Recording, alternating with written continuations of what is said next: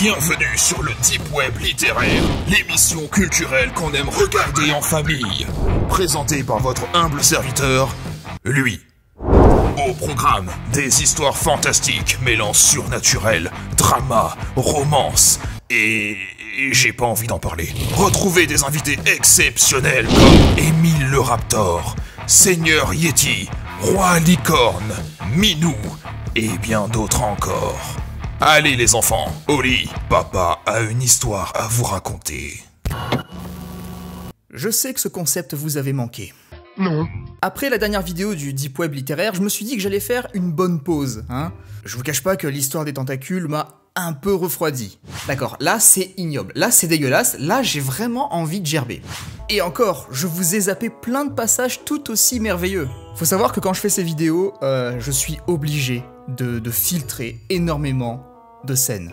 Ouais, alors que les bouquins font en moyenne 15 pages. Donc c'est vous dire, ça vous laisse une idée du truc. Le problème que j'ai avec ce genre de lecture, outre le manque crucial de Profondeur? c'est que dans beaucoup d'entre elles, il y a un certain nombre de scènes qui... Alors, déjà, j'ai pas envie de les lire à voix haute, et d'une, et je me vois vraiment pas faire un montage humoristique sur certaines situations qui sont abordées. C'est principalement pour cette raison que je ne lirai pas toutes les histoires du recueil que j'ai acheté pour vous. Je suis obligé de survoler à chaque fois les pages pour être sûr que l'histoire n'est pas trop tordue dans le mauvais sens du terme, si vous voulez.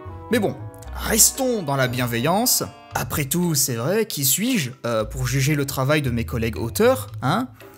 Ben, un lecteur, du coup, j'ai payé. Putain, non mais oui, j'ai payé les bouquins, donc oui. Donc j'ai le droit de juger. Voilà, bah du coup, c'est de la grosse merde. Pour celles et ceux qui débarquent, je vous recommande d'aller d'abord visionner les autres vidéos pour que vous sachiez exactement quel est le style de ce concept. Qui n'est pas pour les petits enfants, je le rappelle. Dans la dernière vidéo du Deep Web littéraire, je vous avais demandé de me dire votre créature fantastique préférée. Et j'avais dit aussi que, en fonction de celle qui reviendrait le plus souvent, je trouverais une histoire à son sujet. Alors, sachez donc que c'est le dragon qui l'a remporté. Et du coup...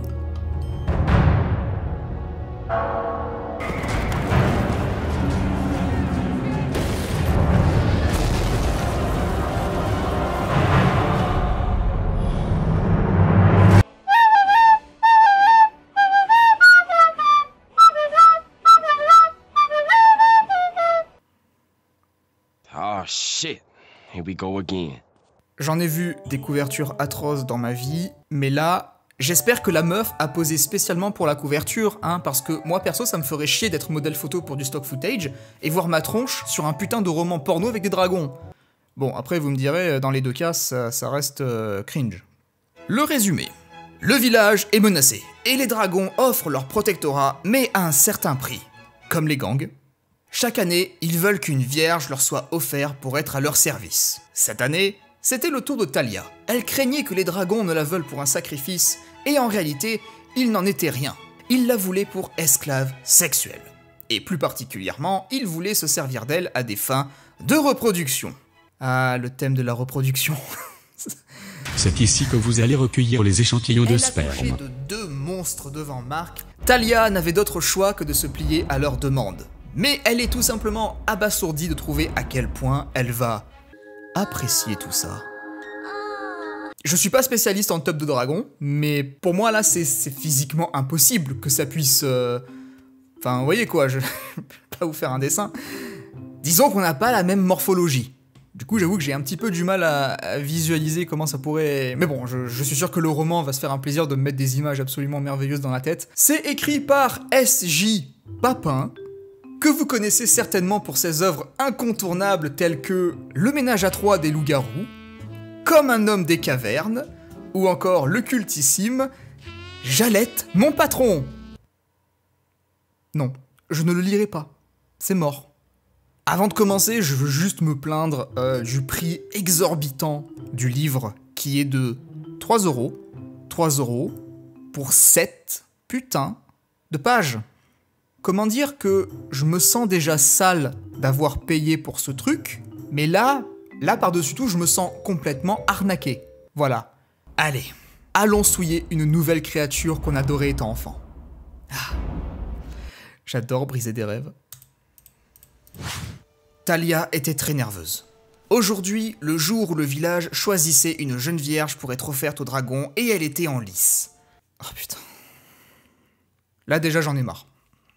Chaque année, lorsqu'une vierge arrivait à l'âge adulte, son nom était inscrit dans la loterie du village. Un nom serait choisi au hasard dans le chaudron, et cette jeune fille serait remise au dragon. La pucelle serait remise en échange de la sécurité de leur village et de l'abondance de leur récolte. Le sacrifice de l'un des leurs, je pense. Je crois qu'il manque un mot. Donc, le sacrifice de l'un des leurs pour en protéger des centaines d'autres était véritablement censé. Mais Thalia n'en était pas si certaine à présent. Son père expliqua que les règles étaient les règles, et que si une personne les rompait, alors la famille entière en souffrait. C'est débile, mais ok. Putain, il y a tellement d'incohérences au niveau des temps verbaux, c'est insupportable. 3 €. Ah, j'en démords pas, hein, je vais rester dessus encore longtemps. Le matin arriva et Thalia, accompagnée de 9 autres, marchèrent vers la cour. Les 10 jeunes filles étaient vêtues de robes toutes blanches. Thalia n'avait jamais compris pourquoi on faisait ça. Ce n'était pas comme si les dragons s'en souciaient. Soucier. Non mais attendez, parce que... il y a 7 pages, hein. Je veux dire, moi aussi je fais des fautes dans mes romans, j'en fais beaucoup. Mais il y a 500 pages. Hein. Là il y en a 7, j'y vais quand même moyen de faire un effort. Non ? 3 €, hein. Ouais, bref. Comme si les dragons s'en souciant, elles allaient être dévorées. Thalia pria son dieu que si elle était choisie, elle voulait que le dragon s'étouffe avec elle. Oh putain. Je crois que c'est la première fois que vraiment je douille avec un texte. D'habitude, je me plains de l'histoire, je me plains des personnages, je me plains des dialogues. Là, pour la première fois, je vais vraiment me plaindre de l'écriture en soi. Vraiment, là... Je crois que ça va être les 7 pages les plus longues de ma vie. Les anciens se dirigèrent au centre de la place, l'un tenant le chaudron et un autre en retira le nom. La foule était mortellement silencieuse quand le nom de Thalia fut prononcé à haute voix.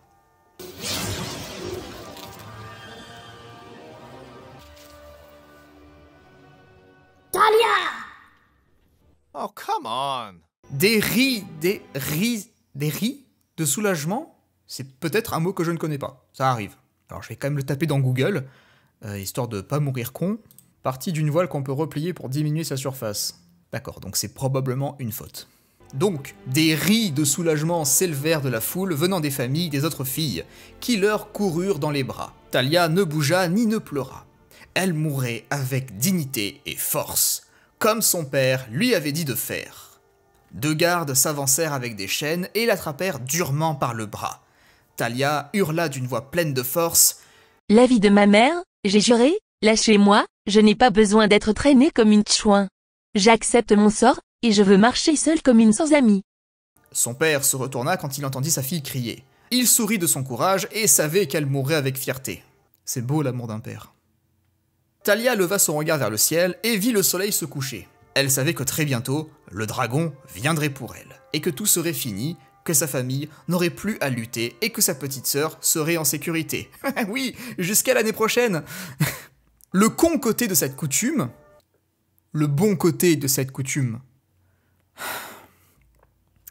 Donc, le con côté de cette coutume était qu'une seule femelle de chaque famille pouvait être choisie.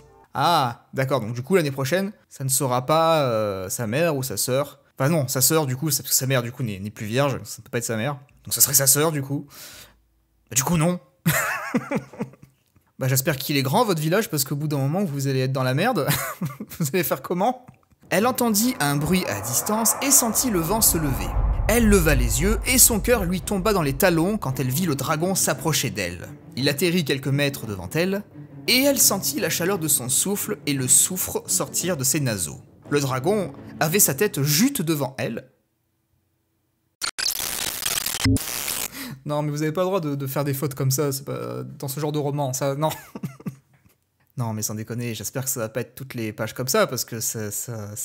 En vrai, je rigole, mais c'est un scandale. C'est vraiment un scandale. Et je sais de quoi je parle en scandale, hein. Bref, le dragon sourit, arracha le poteau de bois du sol avec Thalia attaché dessus, et s'envola. La créature l'amena doucement vers la grotte. Il la regarda dormir, et il sut que c'était elle avec qui il allait s'accoupler. Elle avait la puissance d'une reine, Et bientôt, elle se réalise. Il manque quelque chose. Il y a un N' vide là, il manque quelque chose. Talia se réveilla et sauta sur ses pieds. Elle regarda autour d'elle en panique pour essayer de savoir où elle était. Les pensées se mirent à défiler dans sa tête à toute vitesse, et elle regarda autour d'elle pour trouver un arme de n'importe quel genre. Oh, je relève plus maintenant, c'est bon, j'en ai marre, je vais pas m'arrêter à chaque fois qu'il y a une faute. Si elle allait être dévorée, elle voulait être sûre que le dragon aurait à se battre pour son repas. À mon avis, ça va pas durer plus de 2 secondes.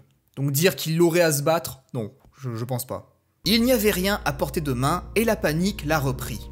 Après, c'est une grotte. À part des cailloux et de la terre, à mon avis, t'avais peu de chance de trouver quelque chose. Elle reprit contenance et dit « Ok petit-fils de pute, viens là que je te marave la tronche. » Le dragon riait de nouveau et cracha du feu. C'est bizarre comme comportement, ça. Le dragon lui sourit et dit « Écoute, Talia, je ne vais pas te faire de mal. Alors, détends-toi et écoute ce que j'ai à dire. » Elle leva les yeux sur le dragon et croisa les bras sur sa poitrine. Le dragon ne put s'empêcher de rire. Elle ressemblait tellement à un enfant battu assise comme ça. C'est vrai que c'est drôle les enfants battus. C'est mon sketch préféré d'ailleurs. Le dragon s'assit et parla. On s'en bat les couilles, on s'en bat les couilles, on s'en bat les couilles. On s'en bat les couilles, on s'en bat les couilles. La seule façon de nous repeupler est de s'accoupler avec des jeunes filles vierges. On s'en bat les couilles, on s'en bat les couilles, on s'en bat les couilles. On s'en bat les couilles, on s'en bat les couilles, on s'en bat les couilles. Mais mon rituel d'accouplement est un peu plus intense que celui des autres. On s'en bat les couilles, on s'en bat les couilles, on s'en bat les couilles.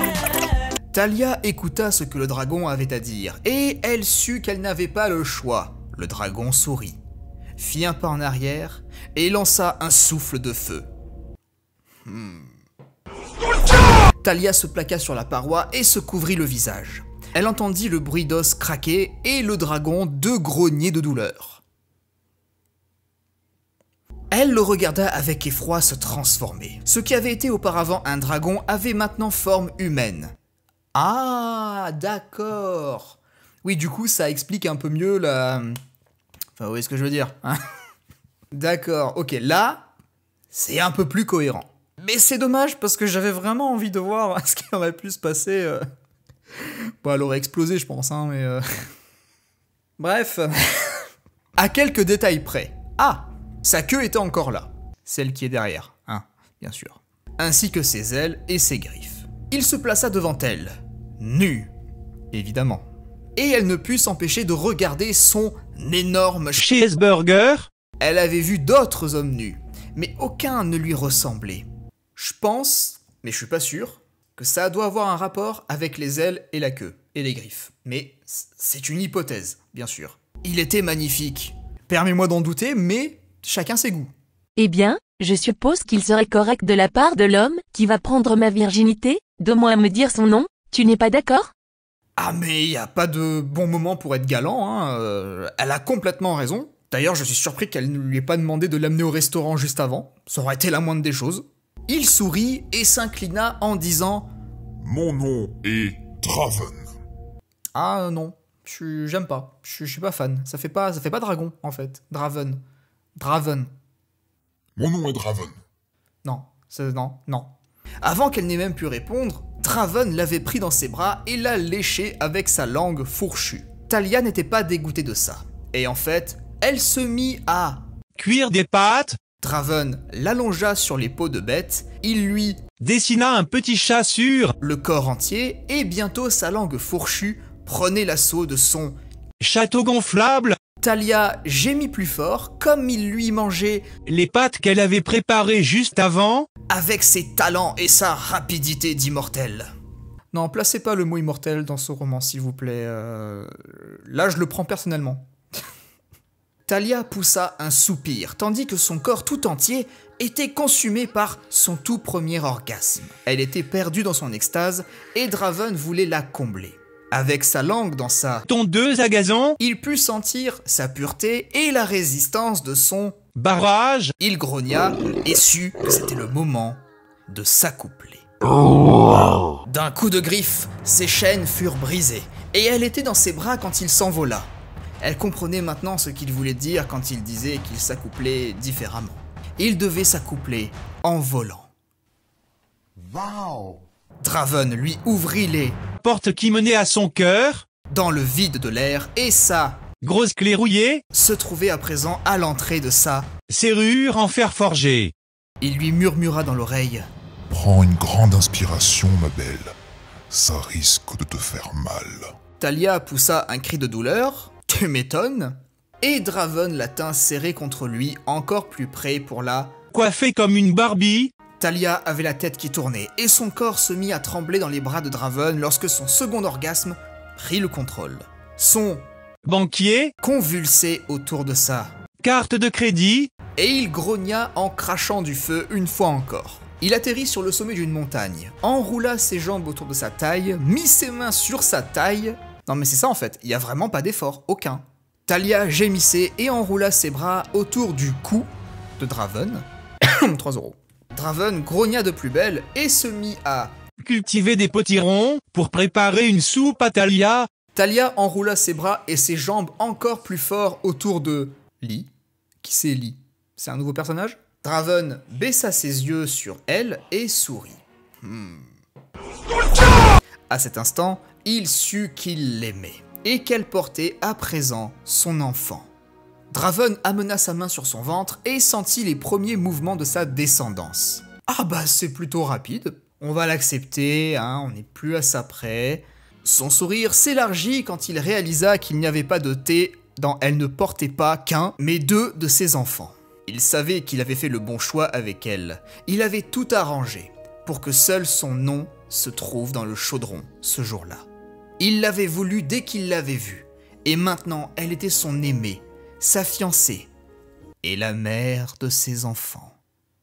C'est beau, c'est mieux que La Belle et la Bête. C'est ce genre d'histoire qu'on devrait raconter aux enfants pour les faire rêver.